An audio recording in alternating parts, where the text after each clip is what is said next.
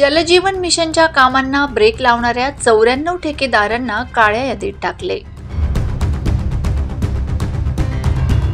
नंदुरबार जिल्हा परिषदेच्या ग्रामीण पाणीपुरवठा विभागाने जलजीवन मिशनच्या कामांना ब्रेक लावणाऱ्या 94 ठेकेदारांना काळ्या यादीत टाकले आहे।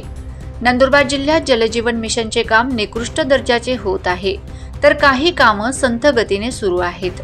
त्यामुळे शासनाच्या वतीने वारंवार या ठेकेदारांना सूचना देण्यात आल्या होत्या, परंतु ठेकेदारांकडून दुर्लक्ष होत असल्याने अखेर 94 ठेकेदारांवर कारवाई करण्यात आल्या आहेत।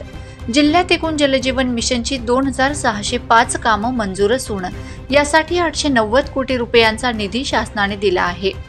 शासनाकडून प्रभावीपणे योजना राबविण्यात याव्यात यासाठी प्रयत्न करण्यात येत आहेत, परंतु ठेकेदारांच्या हलगर्जीपणामुळे योजना रखडल्या असल्याने या ठेकेदारांवर कडक कारवाई करण्यात येत आहे।